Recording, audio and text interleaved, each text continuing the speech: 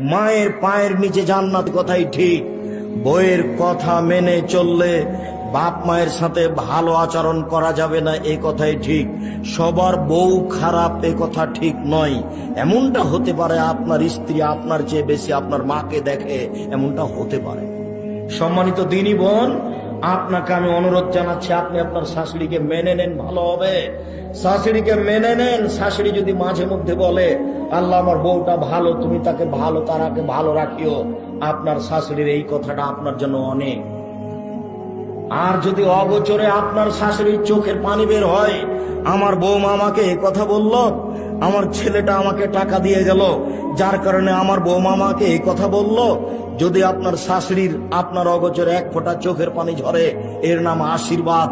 আপনার স্বামী কোটি টাকা ইনকাম করলে সংসারে শান্তি হবে না, এই কথাই ঠিক।